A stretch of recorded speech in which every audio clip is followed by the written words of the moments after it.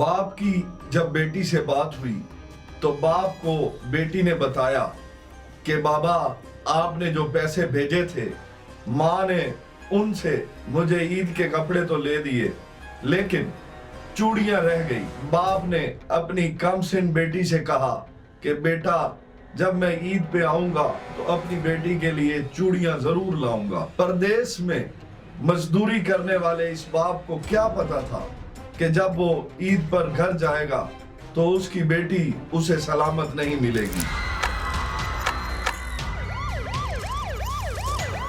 24 मार्च 2025 रोजे की अफ्तारी के बाद बहावलपुर के एक देही इलाका बाकिरपुर में एक गरीब माँ ने अपनी बेटी को पानी भरने के लिए मस्जिद के पास एक नलके पर भेजा, लेकिन काफी वक्त गुजर जाने के बाद ये मासूम बच्ची घर वापस नहीं आई।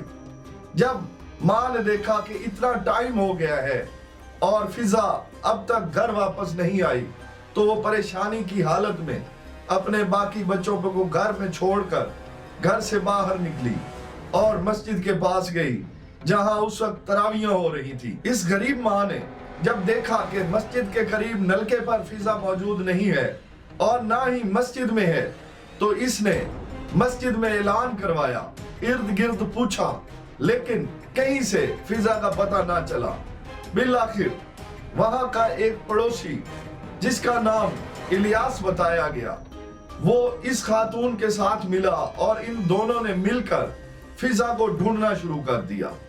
गांव में इतने ज्यादा घर नहीं थे, 50 से 60 घरों पर मुश्तमिल ये गांव, जहां ये माँ और इसके साथ इसका एक हमराई पड़ोसी जो एक फरिश्ता सिर्फ इंसान था और इस मजबूर माँ की मदद के लिए घर से निकल पड़ा था। बहुत से लोगों से पूछने पर एक खातून ने बताया कि शाम के बाद मैंने फिजा को सूरजमुखी के खेतों की तरफ जाते देखा है। ये माँ और इसके साथ इसका हमराई इलियास, ये दोनों सूरजमुखी के खेतों की तरफ भाग पड़े।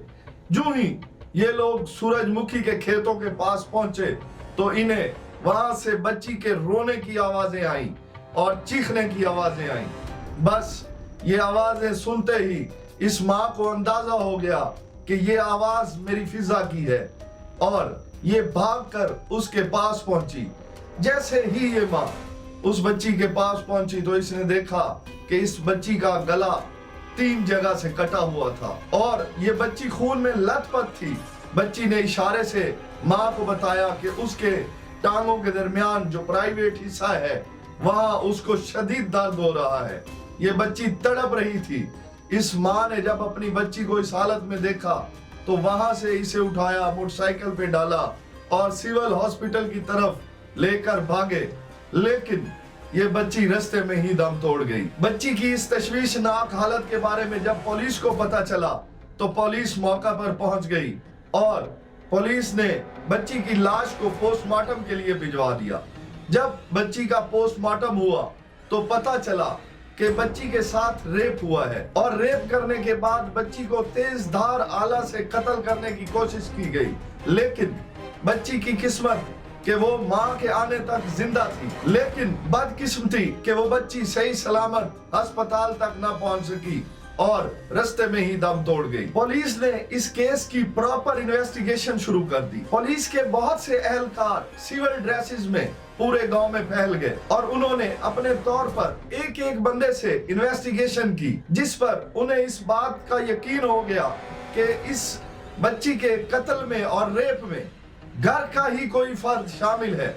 और फिर बहुत ही कम वक्त में पुलिस उन लोगों तक पहुंच गई। आप लोग जब सुनेंगे कि कौन इस बच्ची के कत्ल और रेप में मुलव्वस था तो आपके रोंगटे खड़े हो जाएंगे।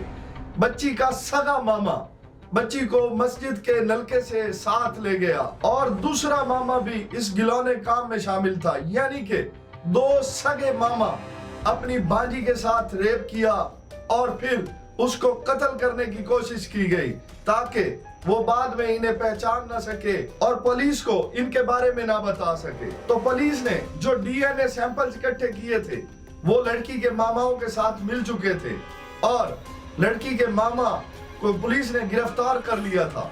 اب انہوں نے پولیس کی تفتیش میں بتایا کہ یہ دو ماما اکیلے نہیں تھے. سب سے پہلے یہ لوگ بچی کو لے کے سورج مکھی کے کھیت میں گئے اور وہاں پہ بچی کا ریپ کیا. ریپ کرنے کے بعد ان کے دو ساتھی اور تھے جو وہاں پر پہنچے اور انہوں نے بھی اس بچی کے ساتھ ریپ کیا. پھر جب انہوں نے یہ گھناؤنا کام کر لیا تو ایک ماما گھر گیا اور گھر سے جا کر ایک چھری اٹھا کے لایا جس سے انہوں نے اس بچی کا گلا کاٹا. لیکن یہ لوگ وہاں موقع سے فرار تو ہو گئے لیکن بچی ماں کے آنے تک زندہ تھی.